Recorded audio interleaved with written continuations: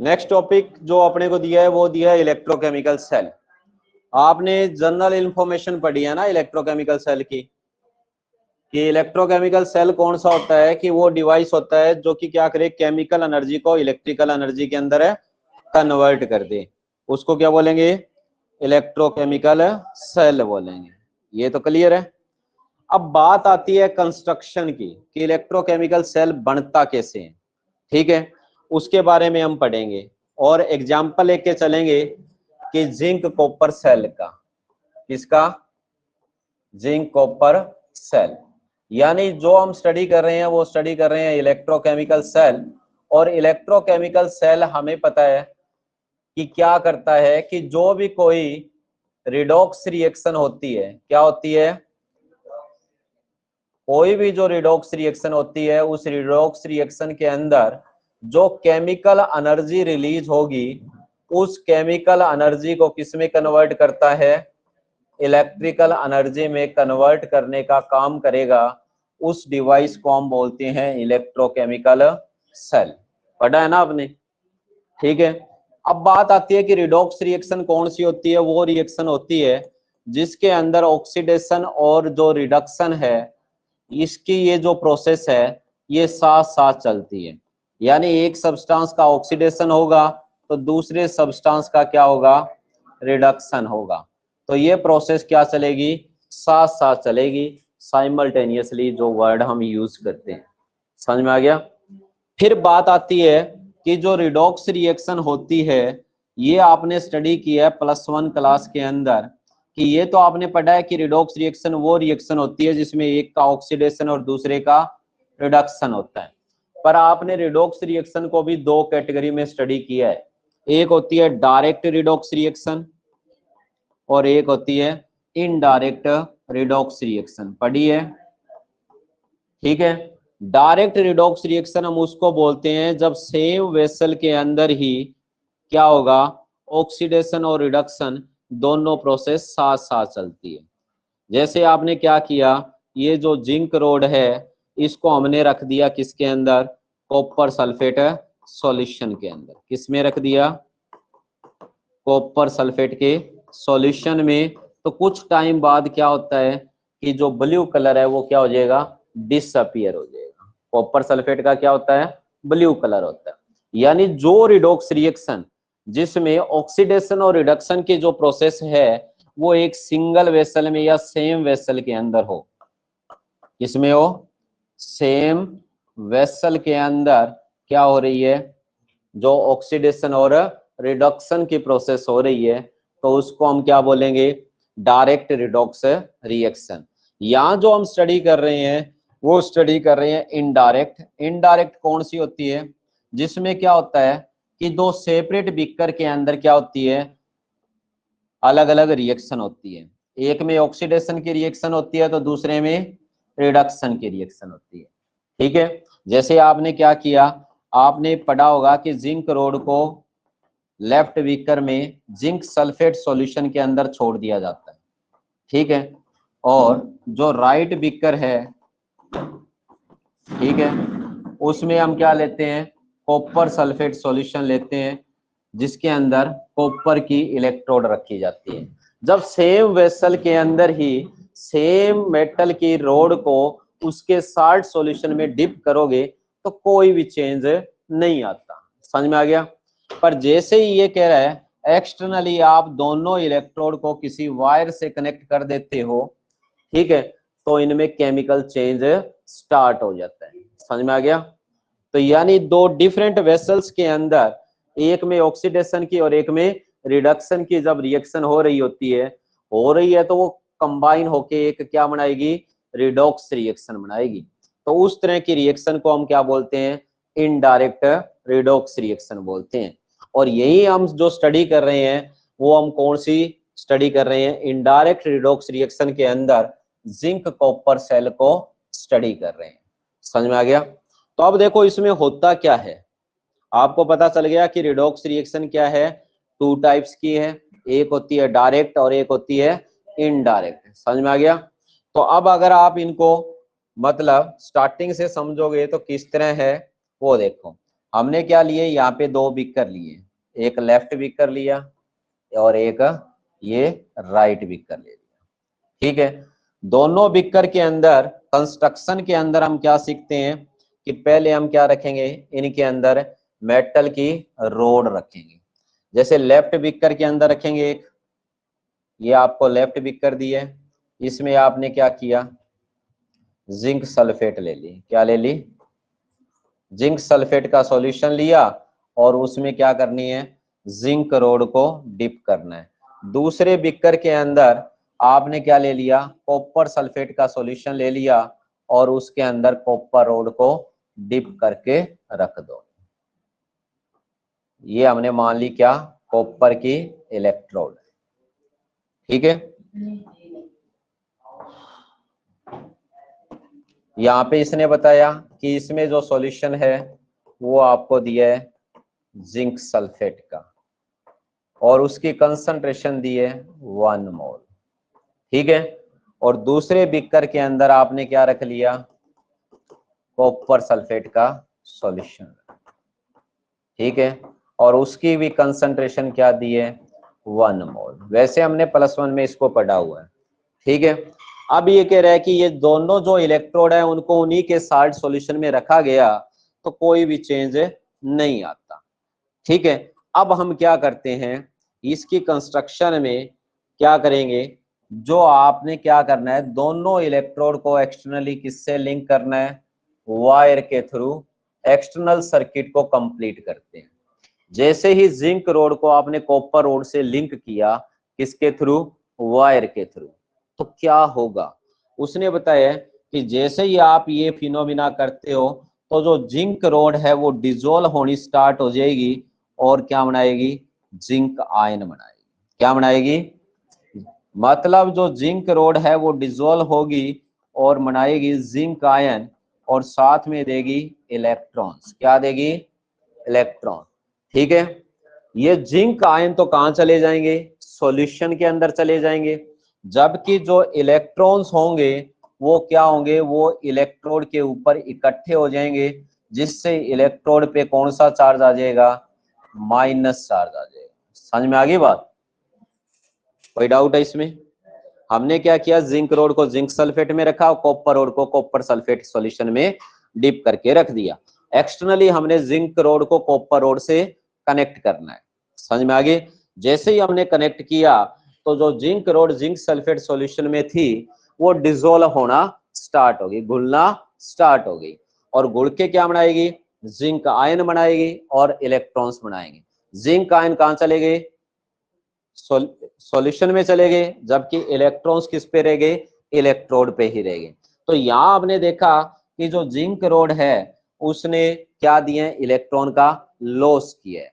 ठीक है, और दूसरा जहां पे इलेक्ट्रॉन का लॉस होता है वो कौन सी इलेक्ट्रोड होती है, एनोड। इलेक्ट्रॉन का लॉस का मतलब होता है कौन सा फिनोमिना, ऑक्सीडेशन का। और हमें पता है कि जब ये इलेक्ट्रोड के ऊपर इलेक्ट्रॉन इकट्ठे हो गए तो कौन सा चार्ज आ जाएगा, माइनस चार्ज आ जाएगा। समझ में आ गया? तो एनोड जो होगी उस पे कौन सा चार्ज होगा, माइनस चार्ज। क्लियर है? बाद में इसने कहा कि ये वायर के थ्रू जैसे ही ये लिंक हुई है तो एक्सटर्नल सर्किट में क्या होंगे, इलेक्ट्रॉन फ्लो करना स्टार्ट कर देंगे। क्या करेंगे, इलेक्ट्रॉन राइट बीकर की तरफ मूवमेंट करना स्टार्ट कर देंगे। लेफ्ट से किसकी तरफ जाएंगे, राइट बीकर की तरफ जाएंगे। और राइट बीकर में किससे लिंक है, कॉपर रोड से लिंक है। समझ में आ गया? तो जैसे ही ये इलेक्ट्रॉन यहाँ आते हैं तो जो copper road copper sulphate solution के टच में है तो जो कॉपर सल्फेट सॉल्यूशन है उसका क्या स्टार्ट हो जाएगा, डिसोसिएशन स्टार्ट हो जाएगा। समझ में आया? तो कॉपर सल्फेट टूट के क्या देगा, copper ion plus sulphate ion देगा। समझ में आ गई बात? कि जैसे ही एक्सटर्नल सर्किट के थ्रू इलेक्ट्रॉन लेफ्ट से राइट बीकर की तरफ मूवमेंट करते हैं तो जो कॉपर और जो कि कॉपर सल्फेट सॉल्यूशन में डिप है तो वहां पे क्या होगा, जो कॉपर सल्फेट सॉल्यूशन है उसका डिकम्पोजिशन होना स्टार्ट हो जाएगा और कॉपर सल्फेट डिसोसिएट होकर क्या बनाएगा, कॉपर आयन और सल्फेट आयन बनाएगा। ठीक है, तो इसने बताया कि जो सल्फेट आयंस हैं वो तो रहेंगे किसके अंदर है, सॉल्यूशन के अंदर रहेंगे। समझ में आ गया? जबकि कॉपर आयन कहाँ चले जाएंगे, इलेक्ट्रोड पे चले जाएंगे, जिससे क्या होगा, उन इलेक्ट्रोड पे कौन सा चार्ज आ जाएगा, प्लस चार्ज आ जाएगा।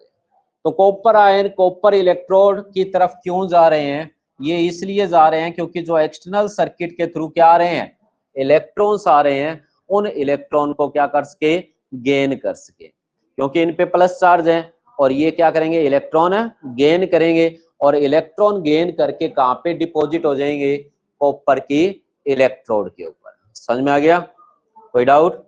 तो हमें पता है कि कॉपर आयंस इधर राइट बीकर में क्या करेंगे, जो एक्सटर्नल सर्किट के थ्रू जो इलेक्ट्रॉन आ रहे हैं, उन इलेक्ट्रॉन को गेन करके कहाँ पे डिपॉजिट हो जाएंगे, कॉपर इलेक्ट्रोड पे डिपॉजिट हो जाएंगे, यानी वो न्यूट्रलाइज हो जाएंगे।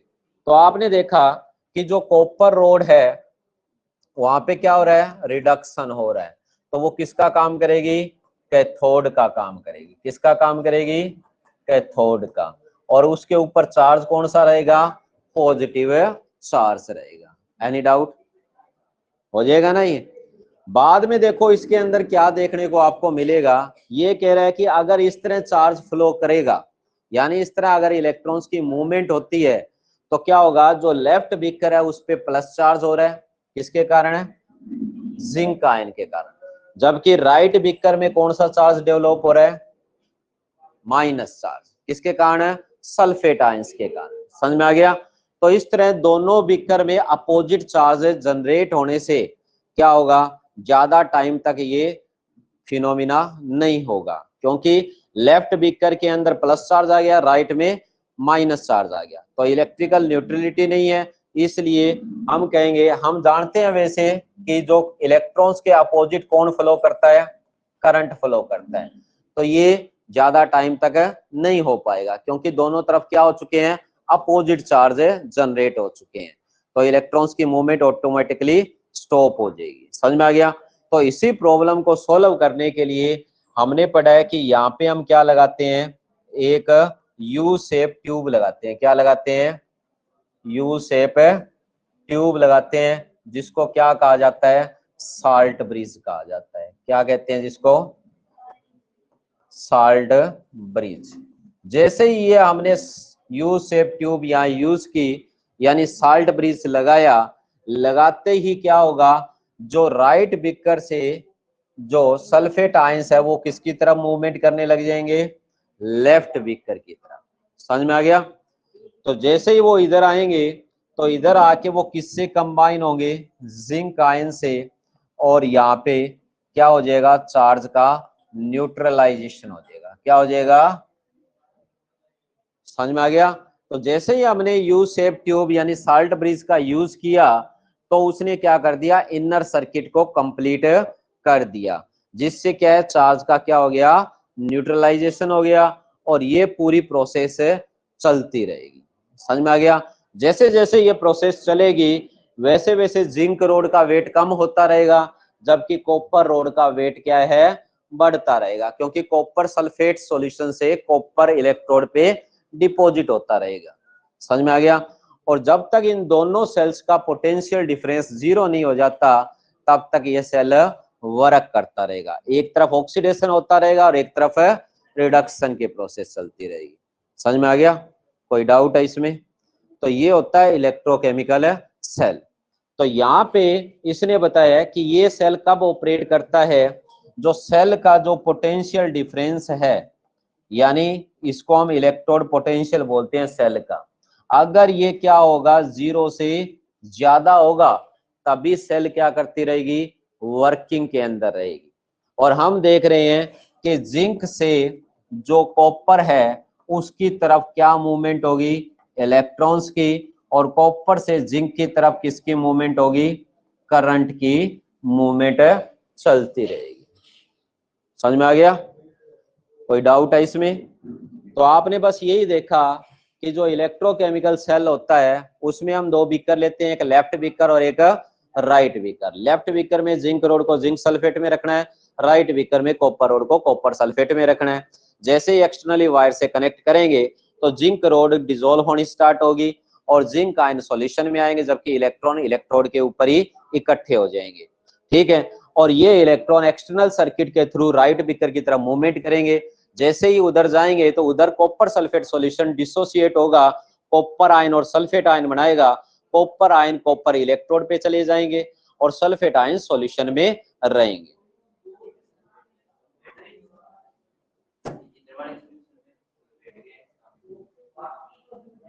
इधर वाले सॉल्यूशन में वैसे सल्फेट आयंस थे ही नहीं, लेफ्ट बीकर में कोई सल्फेट आयन नहीं था, लेफ्ट बीकर में ओनली जिंक आयन था। समझ में आ गया? सॉल्यूशन हमने लिया, इस सॉल्यूशन का कोई डिसोसिएशन है नहीं हुआ, क्योंकि जिंक सल्फेट नहीं टूटा, कॉपर सल्फेट टूटा है। समझ में आ गया? कॉपर सल्फेट जैसे ही टूटेगा तो वहां से सल्फेट आयन बने, वो राइट बीकर से कहा आए, लेफ्ट बीकर में। लेफ्ट बीकर में कौन प्रेजेंट था? जिंक आयन, और उससे ये कंबाइन होके क्या बनाएंगे? न्यूट्रल है जिंक सल्फेट। तो इस तरह इलेक्ट्रिकली न्यूट्रल दोनों सॉल्यूशन आपको मिलेंगे और इलेक्ट्रिसिटी फ्लो करती रहेगी। समझ में आ गया? बस ये इतना सा फिनोमिना आपने ध्यान रखना है और ज्यादा नहीं। हाँ, अब बात आती है कि जब ई सेल क्या हो जाएगा? ई सेल क्या हो जाएगा? जीरो हो जाएगा। क्या हो जाएगा? जीरो। समझ में आ गया? तो नो करंट फ्लो, कोई भी करंट फ्लो नहीं करेगा। समझ में आ गई? अब बात कईयों को ये नहीं पता कि ई सेल क्या होता है ना। हाँ, तो अगर ई सेल को देखोगे तो ई सेल जो होता है इलेक्ट्रोड पोटेंशियल ऑफ सेल, वैसे हम निकालते हैं स्टैंडर्ड ऑक्सीडेशन है, ये standard electrode potential of cell जो किसके इक्वल होता है हमें पता है, ये होता है oxidation potential of oxidation half cell. ये हम पढ़ेंगे अभी इसके बाद। ऑक्सीडेशन है half cell, oxidation potential of oxidation half cell, ठीक है। प्लस में reduction potential of reduction half cell, किसका पढ़ा है ना ये आपने? E cell. इसको सारे को अगर आप वैल्यूज वगैरह पुट करोगे तो लिखते हो ई कैथोड माइनस है ई एनोड, लिखते हो कि नहीं? ये तो +1 में पढ़ा है। इन दोनों का जब पोटेंशियल डिफरेंस क्या आ गया? जीरो आ गया, तब जाके क्या होगा? कोई करंट फ्लो नहीं करेगा। और उस केस में हमें क्या जरूरत पड़ेगी? हमें जरूरत पड़ेगी सेल को रिचार्ज करने की। किसको? सेल को रिचार्ज करना पड़ेगा। समझ में आ गई? तो सेल को रिचार्ज करने के लिए हम क्या यूज करते हैं? एक्सटर्नल सोर्स का यूज करते हैं। समझ में आ गया? तो हम क्या है, एक्सटर्नली क्या है, कोई इलेक्ट्रिसिटी के सोर्स से इसको क्या करेंगे? लिंक करेंगे। किससे लिंक करेंगे? एक्सटर्नल इलेक्ट्रिसिटी के सोर्स से। समझ में आ गया? जैसे ही आप इसको लिंक करोगे किससे? एक्सटर्नल इलेक्ट्रिसिटी के सोर्स से, तो क्या होगा? सेल क्या है? रिचार्ज होना स्टार्ट हो जाएगा। क्या हो जाएगा? रिचार्ज होना स्टार्ट हो जाएगा। समझ में आ गया?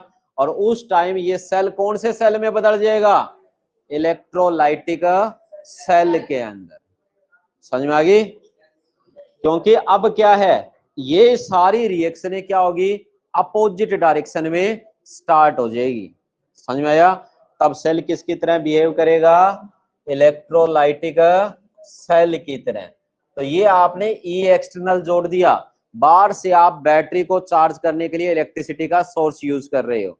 समझ में आ गई? तो यहाँ से क्वेश्चन आते हैं कि जब आपने ई एक्सटर्नल अप्लाई किया, अगर ई एक्सटर्नल लेस देन है किससे? ई सेल से, ठीक है, तो सेल जैसे काम कर रहा था वैसे ही काम करेगा, मतलब करंट की सेम ही डायरेक्शन रहेगी जो आपने पढ़ी है। तो यानी इलेक्ट्रॉन्स की मूवमेंट रहेगी जिंक से कॉपर की तरफ, कौन जाएंगे? इलेक्ट्रॉन। और कॉपर से जिंक की तरफ क्या आएगा? करंट आएगा। समझ में आ गया? ठीक है। पर जब ये कह रहा है E external is greater than E cell, तो ये कौन सा सेल बन गया? Electrolytic cell. अब जो इलेक्ट्रॉन्स की मूवमेंट है वो क्या हो जाएगी? अपोजिट हो जाएगी। कॉपर से जिंक की तरफ इलेक्ट्रॉन आएंगे और जिंक से कॉपर की तरफ क्या फ्लो करेगा, करंट फ्लो करेगा। समझ में आ गया, उल्टा हो जाएगा। क्लियर है, ये समझ में आ गया ना सारा कंसेप्ट। बड़ा तो कंसेप्ट ये था, बाद में तो हमने एक्सटर्नल अप्लाई किया। एक्सटर्नल अप्लाई करने में एक्सटर्नल का बैटरी डाउन हो जाती है तो आप रिचार्ज नहीं करते क्या?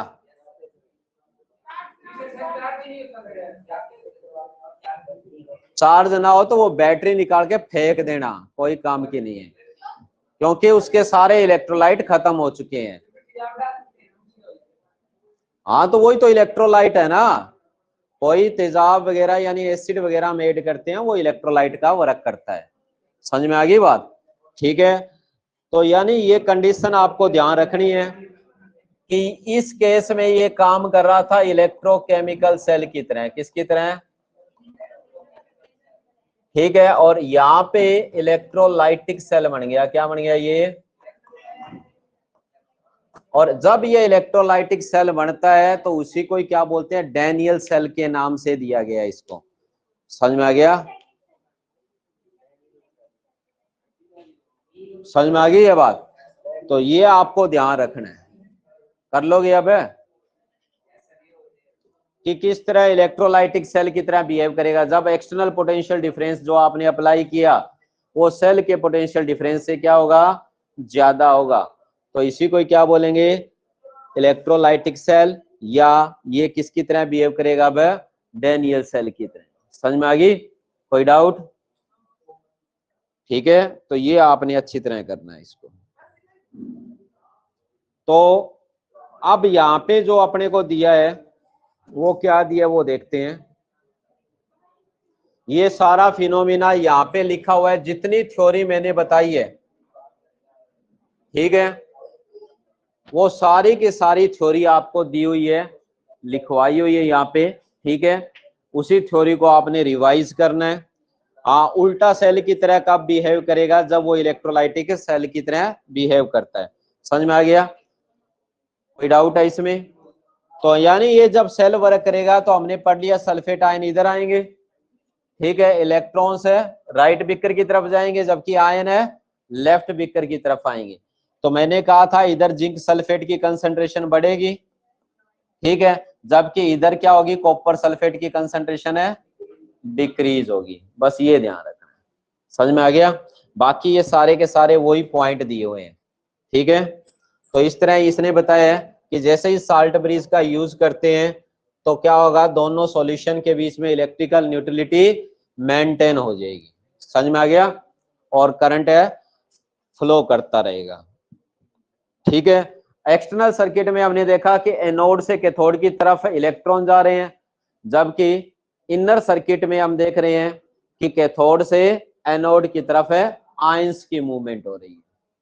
समझ में आ गया? तो ये आपने ध्यान रखना है। उसके बाद अपने को दे रखा है साल्ट ब्रिज। क्या दे रखा है? तो साल्ट ब्रिज के अंदर अगर आप देखोगे तो आपको क्या दिया हुआ है वो हम देखेंगे। उससे पहले ये इंपॉर्टेंट पॉइंट जो मैंने अभी डिस्कस किए थे वो ही यहाँ पे दिया हुआ है कि ये हमने क्या किया? एक्सटर्नल पोटेंशियल डिफरेंस अप्लाई कर दिया। ठीक है, और उसी के ही सारे पॉइंट यहाँ पे लिखाए हुए हैं कि किस तरह करंट की मूवमेंट रहेगी। ठीक है, कि E external greater than E cell, तो करंट तो फ्लो करेगा बट अपोजिट डायरेक्शन में फ्लो करेगा। रिडॉक्स रिएक्शन होगी बट अब अपोजिट डायरेक्शन में होगी। अब किसका ऑक्सीडेशन होगा? कॉपर रोड का। और रिडक्शन किसका होगा? जिंक का। समझ में आ गया? तो बस ये इतनी सी बातें ध्यान रखनी है। ये कह रहा है कि इस तरह की जो अरेंजमेंट जिसमें जो सेल है वो इलेक्ट्रोलाइटिक सेल की तरह बिहेव करती है तो उसको क्या बोलते हैं? डैनियल सेल बोलते हैं। समझ में आ गया? कोई डाउट?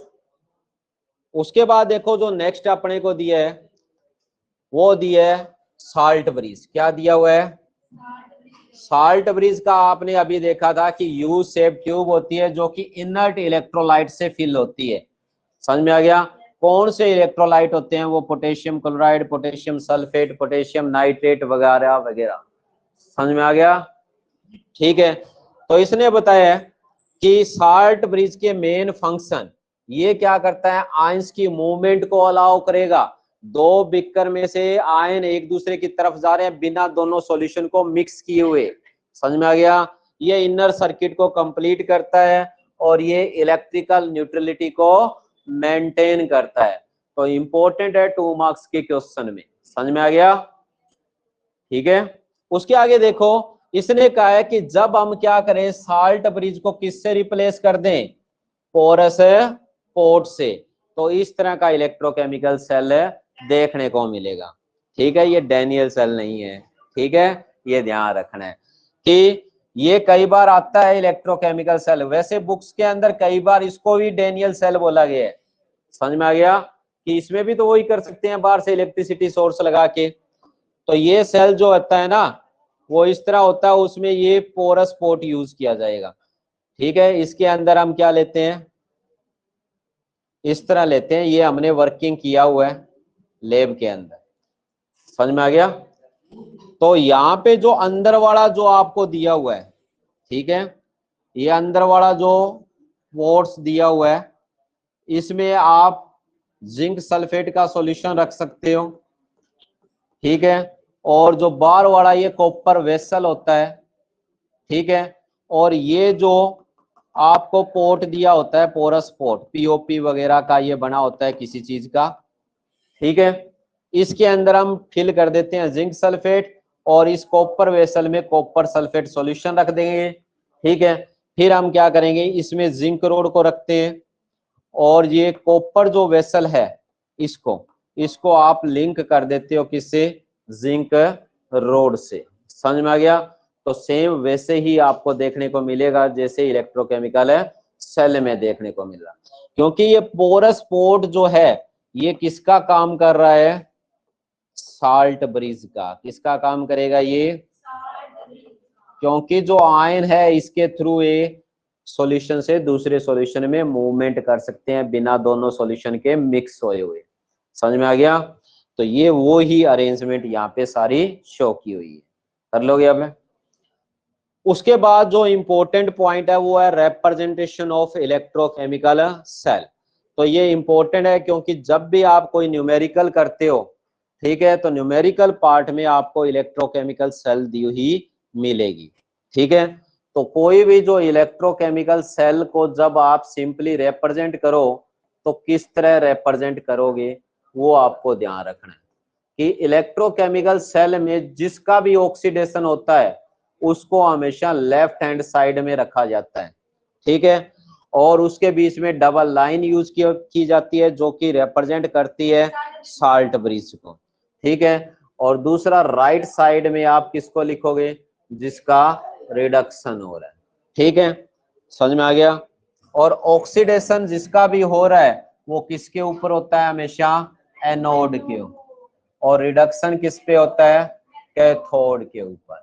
तो यहाँ पे आप अगर जनरल रिएक्शन लेके चलो कि मैं जिंक और कॉपर सल्फेट की रिएक्शन लेके चल रहा हूँ, ठीक है, तो यहाँ बन रहा है जिंक सल्फेट प्लस कॉपर, तो यहाँ से यहाँ तक क्या हुआ है, ऑक्सीडेशन। ठीक है, और यहाँ से यहाँ क्या हुआ है, रिडक्शन हुआ है। तो जिसका ऑक्सीडेशन हुआ है उनको पहले लिखोगे, जिंक से Zn2 पॉजिटिव बन रहा है, मतलब जिसका ऑक्सीडेशन हुआ। ठीक है, Cu2 पॉजिटिव से कॉपर बना, मतलब इसका क्या हुआ, रिडक्शन हुआ। तो इस तरह क्या है, कोई भी जो इलेक्ट्रोकेमिकल सेल है उसको रिप्रेजेंट किया जाता है। समझ में आ गया? कर लोगे? कोई प्रॉब्लम इसमें? कोई भी जनरल रिएक्शन आप उठा सकते हो यहाँ पे। ठीक है, जैसे यहाँ पे आपको रिएक्शन दी है कॉपर प्लस सिल्वर नाइट्रेट, ये दे रखी है, और इनकी रिएक्शन से बना क्या, कॉपर नाइट्रेट प्लस में सिल्वर बना। ठीक है, तो इसको बैलेंस कर सकते हैं। समझ में आ गया? अब आपको कह दे कि इसको रिप्रेजेंट करो इलेक्ट्रोकेमिकल सेल की फॉर्म में, तो कर लोगे? करो कि इसका ऑक्सीडेशन स्टेट 0 है कॉपर का, इधर जाके कॉपर का कितना हो गया, इधर सिल्वर का प्लस 1 था, इधर जाके क्या हो गया, तो हमें पता है कि कॉपर का हुआ है ऑक्सीडेशन और सिल्वर का क्या हुआ है, रिडक्शन। और इसको इलेक्ट्रोकेमिकल सेल की फॉर्म में रिप्रेजेंट करना है, तो आप कैसे लिखोगे कि कॉपर से कॉपर 2 पॉजिटिव बना, यहां से उधर क्या बना उसको लिखना है, समझ में आ गया। फिर आपने डबल लाइन यूज करनी है साल्ट ब्रिज के लिए। फिर आप देखोगे लेफ्ट साइड में सिल्वर क्या था, कैटायन था, और राइट साइड में जाके सिल्वर में। तो इस तरह आपने इलेक्ट्रोकेमिकल सेल को रिप्रेजेंट करना है। कोई डाउट है इसमें? उसके आगे देखो जो नेक्स्ट आपको दिया हुआ है वो दिया है सबसे इंपॉर्टेंट टॉपिक जब आप इलेक्ट्रोकेमिकल सेल पढ़ जाते हो, ठीक है। तो उसके बाद आता है इलेक्ट्रोड पोटेंशियल। क्या आता है? तो आपने पढ़ा हुआ है कि इलेक्ट्रोड पोटेंशियल क्या होता है, नाम से ही पता चल रहा है इलेक्ट्रोड पोटेंशियल। समझ में आ गया क्या बोला इसने? हाँ, ठीक है। तो यहाँ इसने अपने को दिया है क्या, इलेक्ट्रोड पोटेंशियल। तो नाम से ही ये सारा क्लियर हो रहा है कि इलेक्ट्रोड आपको पता है क्या होती है भाई, इलेक्ट्रोड कोई भी मेटल या नॉन मेटल की रोड होती है जो इलेक्ट्रिसिटी का कंडक्शन करती है, ठीक है। और पोटेंशियल का मतलब होता है कैपेसिटी। तो यानी इलेक्ट्रोड पोटेंशियल क्या होगा, इट इज द पावर या capacity of any electrode either loss और गेन इलेक्ट्रॉन, ठीक है। कि ये क्या होती है, इलेक्ट्रॉन लॉस या गेन करने की कैपेसिटी। समझ में आ गया? उसको हम क्या बोलेंगे, इलेक्ट्रोड पोटेंशियल। क्या बोलेंगे, इलेक्ट्रोड पोटेंशियल। तो इलेक्ट्रोड पोटेंशियल की एक डेफिनेशन तो ये बनती है। दूसरी डेफिनेशन कौन सी बनेगी, यहाँ पे इसने 3 केस दिए हैं, बातें नहीं करेंगे कोई भी। या इसने कहा ये आपने कोई मेटल की रोड है, क्या ये मेटल की, ठीक है, और इसको छोड़ दिया किसमें, साल्ट सॉल्यूशन के अंदर। किसमें छोड़ दिया, ठीक है। तो इसमें 3 अलग अलग कंडीशन देखने को मिलती है। पहली कंडीशन ये कह रहा है कि जो मेटल रोड है वो डिसॉल्व हो जाएगी और क्या बनाएगी, आयंस बनाएगी। क्या बनाएगी, मेटल आयन बनाएगी। और ये मेटल आयन कहाँ पे आ जाएंगे, सॉल्यूशन के अंदर। और जबकि इसके इलेक्ट्रॉन कहाँ इकट्ठे हो जाएंगे, इलेक्ट्रोड के ऊपर। क्योंकि जब ये डिसॉल्व होगी तो क्या होगा, मेटल जब भी डिसॉल्व होता है तो हमें पता है क्या हो रहा है, उसका ऑक्सीडेशन हो रहा है। समझ में आ गया? तो ऑक्सीडेशन हुआ तो आयंस तो सॉल्यूशन में आ गए, जबकि इलेक्ट्रॉन किसके ऊपर इकट्ठे हो गए, इलेक्ट्रोड के ऊपर। तो यानी यहाँ क्या है, प्लस और माइनस के बीच में जो पोटेंशियल डिफरेंस जनरेट होता है, मेटल और उसके आयंस के बीच में जो पोटेंशियल डिफरेंस जनरेट होता है ना, उसी को भी क्या कहते हैं, समझ में आ गया, क्लियर है। तो यहाँ पे 3 अलग अलग केस दिए हुए हैं। कौन कौन से, एक तो ये फर्स्ट केस, दूसरा सेकंड केस, यहाँ इसने कहा कि इसी मेटल रोड को रखा आपने साल्ट सॉल्यूशन में, तो ये कह रहा है कि जो साल्ट सॉल्यूशन है वो टूट गया। क्या हो गया, साल्ट सॉल्यूशन टूट गया, ठीक है। जो एनायन है वो तो इसमें रह गए और कैटायन किसके ऊपर आ गए, इलेक्ट्रोड के ऊपर आ गए, ठीक है। तो यानी जो आपको एनायन मिल रहे हैं यहाँ पे किसी के भी, ठीक है, नेगेटिव चार्ज सॉल्यूशन पे आ रहा है और पॉजिटिव चार्ज है मेटल रोड के ऊपर आ रहा है, तो वहां पे रिडक्शन हो सकता है।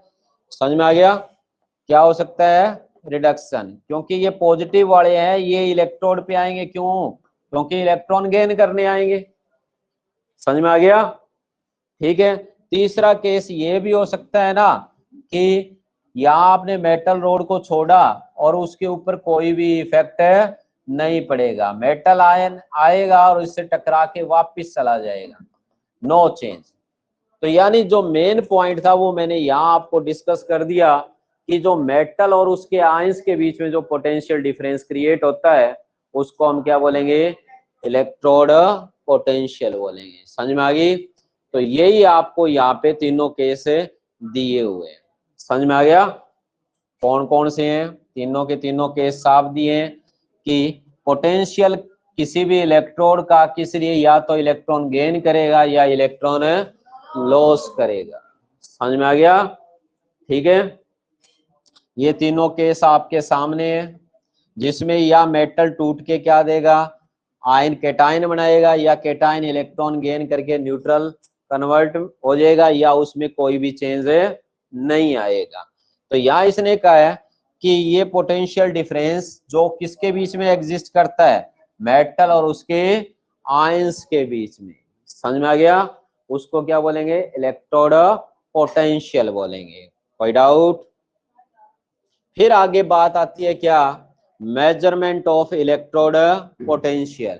तो यहाँ इसने कहा है कि जो इलेक्ट्रोड पोटेंशियल होता है उसको आप मापोगे कैसे, उसकी बात आती है। तो इसने कहा है कि जो इलेक्ट्रोड पोटेंशियल किसी भी मेटल का एक्यूरेटली आप मेजर नहीं कर सकते, क्योंकि यहाँ इसने बताया कि जो इलेक्ट्रोड पोटेंशियल होता है वो एक रिलेटिव टेंडेंसी होती है, एक मेटल की दूसरे के रिस्पेक्ट में जो रिएक्टिविटी होती है उसी के डिफरेंस को हम क्या कहते हैं, इलेक्ट्रोड पोटेंशियल बोलते हैं। समझ में आ गया? तो यहाँ इसने कहा है कि ये इम्पॉसिबल है किसको मेजर करना, इलेक्ट्रोड पोटेंशियल को किसी भी इंडिविजुअल इलेक्ट्रोड को, क्योंकि इलेक्ट्रोड पोटेंशियल क्या है, एक रिलेटिव प्रॉपर्टी है। कोई भी इलेक्ट्रोड किसी के रिस्पेक्ट में या तो इलेक्ट्रॉन लॉस करेगी या इलेक्ट्रॉन गेन करेगी। समझ में आ गया? तो ये आपने ध्यान रखना है। उसके आगे इसने कहा कि अगर आप किसी भी इलेक्ट्रोड का इलेक्ट्रोड पोटेंशियल कैलकुलेट करना चाहते हो तो उसके लिए आपको क्या चाहिए, रेफरेंस इलेक्ट्रोड चाहिए। क्या चाहिए? मतलब कोई आधार चाहिए, उसके बेस के ऊपर आप दूसरे की वैल्यू बता सकते हो। जैसे आपको किसी का वेट करना है तो आप क्या मेजरमेंट लेते हो, किलोग्राम का लेते हो। आपको पता है कि 1 किलोग्राम का ये कोई पीस है, उसके अकॉर्डिंग आप वेट करके बता सकते हो कि 1 किलोग्राम से कम है या ज्यादा है। तो उसी तरह रेफरेंस इलेक्ट्रोड ली जाती है कि जो उसके साथ जुड़ेगी तो वो बताएगा कि इसका इलेक्ट्रोड पोटेंशियल कितना है।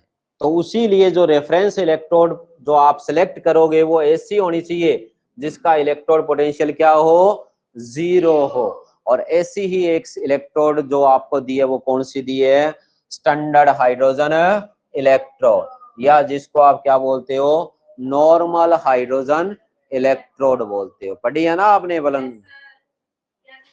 ठीक है, तो ये स्टैंडर्ड हाइड्रोजन इलेक्ट्रोड का आपको डायग्राम दिया हुआ है। ठीक है, जिसमें हम क्या करते हैं, जो 1 मोलर HCl सॉल्यूशन के अंदर जो प्लेटिनम की जो इलेक्ट्रोड है उसको डिप करके और उसमें 1 बार प्रेशर के ऊपर हाइड्रोजन गैस पास की जाती है। जब उसमें से ये पास करोगे 298 केल्विन टेम्परेचर के ऊपर, तो यहाँ इसने बताया कि एनोड और कैथोड के ऊपर ये रिएक्शन होती है, क्योंकि आपने हाइड्रोजन गैस पास की तो हाइड्रोजन का ही ऑक्सीडेशन होता है और हाइड्रोजन का ही रिडक्शन होता है। ठीक है, तो हमें पता है कि जो एनोड पे रिएक्शन होती है वो होती है ऑक्सीडेशन की। तो हाइड्रोजन का क्या होगा, ऑक्सीडेशन होगा, इलेक्ट्रॉन का लॉस करेगी। और ये रिएक्शन उल्टा करके रख दो, वो कैथोड पे होगी, क्योंकि सेम ही मेटल का ऑक्सीडेशन होगा और सेम का ही रिडक्शन। तो हाइड्रोजन आयन वापस रिड्यूस होके हाइड्रोजन गैस बनाएंगे। तो यानी सेम का ही ऑक्सीडेशन और सेम का ही रिडक्शन हो रहा है, तो नेट जो इलेक्ट्रोड पोटेंशियल डिफरेंस मिलेगा वो कितना मिलेगा, 0 मिलेगा। समझ में आ गया? क्योंकि सेम ही कैथोड पे जा रही है और सेम ही एनोड पे जा रही है। क्लियर है? तो इसको बोलते हैं स्टैंडर्ड हाइड्रोजन इलेक्ट्रोड, और इसका नेट पोटेंशियल डिफरेंस 0 होने के कारण इसको हम स्टैंडर्ड या रेफरेंस के रूप में इसका यूज किया जाता है। ठीक है, तो यहाँ पे इसको रिप्रेजेंटेशन दी हुई है कि स्टैंडर्ड हाइड्रोजन इलेक्ट्रोड कहीं दिखाई होगी तो उसको किस तरह लिखेंगे, प्लेटिनम लिखते हैं, इनर्ट इलेक्ट्रोड है, H2 और H पॉजिटिव से रिप्रेजेंट किया जाता है। समझ में आ गया? इनर्ट इलेक्ट्रोड है ना, यही तो शो कर रही है। इलेक्ट्रोड कौन है यहाँ पे, प्लेटिनम या मेटल कौन है? समझ में आ गया? तो इसके बगैर हाइड्रोजन वर्क ही नहीं करेगी ना, तो ये शो किया गया इसमें है। ठीक है, इनर्ट इलेक्ट्रोड होती है प्लेटिनम की। बस है, 2 पॉइंट है। तो यहां इसने कहा है कि स्टैंडर्ड हाइड्रोजन इलेक्ट्रोड को हम किस तरह यूज करेंगे, रेफरेंस इलेक्ट्रोड के रूप में। समझ में आ गया? ये कह रहा है कि आपने जिस भी इलेक्ट्रोड का इलेक्ट्रोड पोटेंशियल कैलकुलेट करना है उसको आप स्टैंडर्ड हाइड्रोजन इलेक्ट्रोड के साथ कनेक्ट कर दो। समझ में आ गया? तो जैसे यहाँ इसने कहा है ये आपको स्टैंडर्ड हाइड्रोजन इलेक्ट्रोड दिया राइट साइड, और लेफ्ट साइड में जिंक रोड को जिंक सल्फेट सॉल्यूशन के अंदर डिप करके रखा हुआ है। समझ में आ गई बात? तो इसने क्या कहा है कि जैसे ही आपने जिंक रोड को एक्सटर्नली प्लेटिनम इलेक्ट्रोड से वायर से कनेक्ट किया, ठीक है, दोनों के बीच में साल्ट ब्रिज यूज किया, तो ये कह रहा है कि यहां लगा दिया इसने गैल्वेनोमीटर। क्या लगा दिया? गैल्वेनोमीटर आपने फिजिक्स में पढ़ा है, क्या बताता है? करंट की डायरेक्शन बताता है कि नहीं बताता? ठीक है, तो जैसे ही आप इसको कनेक्ट करोगे, ठीक है, तो ये आपको करंट की डायरेक्शन बताएगा। जिस तरफ इसकी जो नीडल है वो मुड़ जाएगी उस तरफ क्या है, करंट है, फ्लो कर रहा है। तो जैसे ही आपने लगाया तो ये लेफ्ट साइड नीडल हो गई, तो मतलब करंट क्या है, लेफ्ट से नहीं राइट से लेफ्ट की तरफ जा रहा है। समझ में आ गया? और वोल्ट मीटर के अंदर जो आपको पोटेंशियल डिफरेंस मिलेगा, ठीक है, वो किसका मिलेगा? जो इलेक्ट्रोड आपने स्टैंडर्ड हाइड्रोजन इलेक्ट्रोड के साथ लिंक की है। समझ में आ गया? तो अब आप करंट की डायरेक्शन देख के बता सकते हो ना कौन एनोड है कौन सी कैथोड है। करंट हमेशा किसकी तरफ से जाता है? कैथोड से एनोड की तरफ जाता है। तो हमें पता है इलेक्ट्रॉन क्या जाएंगे फिर, एनोड से कैथोड की तरफ। समझ में आ गया? ठीक है, तो इस तरह आप किसी भी इलेक्ट्रोड का इलेक्ट्रोड पोटेंशियल मेजर कर सकते हो। जैसे यहाँ पे कॉपर रोड से लिंक किया गया, किससे लिंक किया गया? कॉपर रोड से। और स्टैंडर्ड हाइड्रोजन इलेक्ट्रोड और कॉपर रोड को कॉपर सल्फेट सॉल्यूशन में डिप करके लिंक किया, तो जो गैल्वेनोमीटर है उसकी सुई किसकी तरफ हो गई? हाइड्रोजन इलेक्ट्रोड की तरफ। इसका मतलब करंट कहां से कहां जा रहा है? करंट कॉपर से जो स्टैंडर्ड हाइड्रोजन इलेक्ट्रोड की तरफ जा रहा है। समझ में आ गया? ठीक है, तो ये करंट की डायरेक्शन है, जबकि जो करंट के अपोजिट किसकी होती है? इलेक्ट्रॉन की डायरेक्शन है। तो मतलब ऑक्सीडेशन यहाँ किसका हो रहा है? स्टैंडर्ड हाइड्रोजन का। और रिडक्शन किसका हो रहा है? कॉपर इलेक्ट्रोड का। तो जो आपको उसका पोटेंशियल डिफरेंस जो वोल्ट मीटर में मिलेगा वो क्या होगा? ओनली कॉपर का होगा, क्योंकि स्टैंडर्ड हाइड्रोजन इलेक्ट्रोड का पोटेंशियल डिफरेंस क्या होता है? 0 होता है। समझ में आ गया? तो यहां तक आप इसको रिवाइज करके आओगे, जो नहीं आता वो मेरे से पूछोगे। ठीक है?